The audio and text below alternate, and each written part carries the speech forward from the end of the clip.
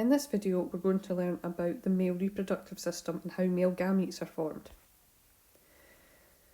So we need to know the function of the testes and how the gametes are produced in the testes, and we also need to know about the prostate gland and the seminal vesicles and how they contribute to maintaining the viability of the sperm. Gametes are sex cells. They are specialised cells produced specifically for sexual reproduction.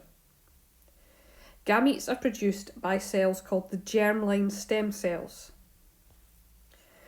Germline stem cells are found within the ovaries or the testes. They can divide by meiosis to produce haploid gametes. Germline stem cells themselves are diploid. So in the testes, the diploid germline stem cells will divide by meiosis to form haploid sperm cells. In the ovaries, diploid germline stem cells will divide by meiosis to produce haploid egg cells. Meiosis is the special type of cell division that produces gametes. So this diagram shows, first of all, on the left, the testes, and within the testes are coiled up tubes called the seminiferous tubules. This is where the sperm are produced. So if you look down to picture number 2, you can see a cross-section of a seminiferous tubule, and within that seminiferous tubule you have got germline stem cells.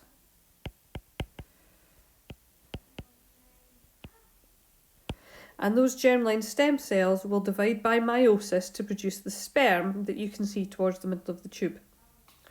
The third picture shows an enlarged portion of the seminiferous tubules, and you can see the germline stem cells, and you can also see them undergoing the process of meiosis to perform the haploid sperm.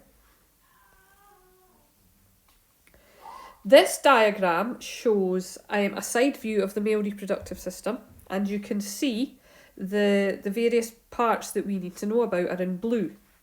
Okay, so you can see the sperm duct, which goes from the testis right up, loops over the bladder, down past the seminal vesicle and the prostate gland, and then down through, becomes the urethra, and down through the penis.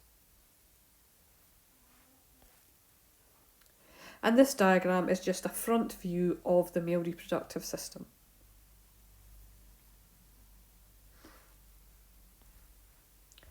There are two functions of the testes. The first is sperm production, and the second is testosterone production.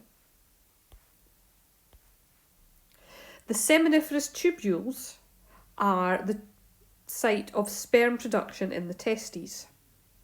The seminiferous tubules contain germline stem cells that divide by meiosis to produce the sperm cells. Eventually, the seminiferous tubules all connect together to form the sperm duct, which allows the sperm to pass through to the penis.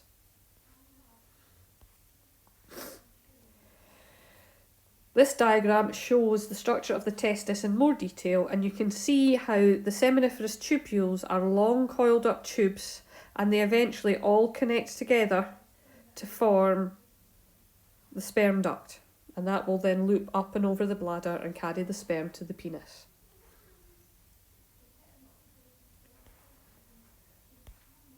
Testosterone is produced by the interstitial cells in the testes. These are the cells that are found in between the seminiferous tubules. Testosterone will then pass into the blood and travel through the bloodstream to its target tissues. For example, the seminal vesicles, the prostate gland. Okay. So on this diagram you can see the interstitial cells are the blue cells that are found in between the seminiferous tubule. And this is a microscope picture of the seminiferous tubule. Again, you can see the germline stem cells, and then you can see also the interstitial cells in between the seminiferous tubules.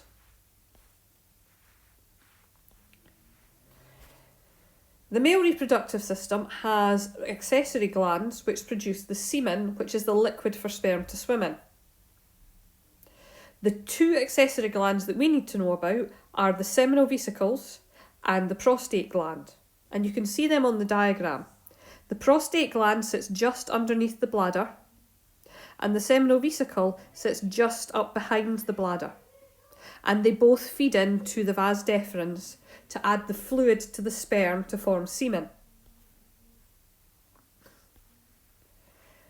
The secretions that come from the seminal vesicle and the prostate gland are there to help maintain the mobility, that means the ability to swim, and the viability, the life of the sperm. The seminal vesicles secrete a liquid rich in a sugar called fructose. This gives the sperm the energy they need to swim. The liquid also contains substances that cause contractions of the female reproductive tract, and this helps the sperm to reach the oviduct a bit faster, a little bit like a wave machine in a swimming pool. The prostate gland secretes a lubricating fluid which contains enzymes, and these enzymes keep semen at the correct viscosity to allow sperm to swim. Now, viscosity just means thickness of the liquid. If the liquid is too thin, then the sperm will be destroyed by the acidic conditions of the vagina. If the liquid is too thick, then the sperm won't be able to swim through it efficiently. So the semen has to be at the correct viscosity for the sperm to swim through. This diagram shows a sperm cell, and you can see that it's made up of sort of three main parts.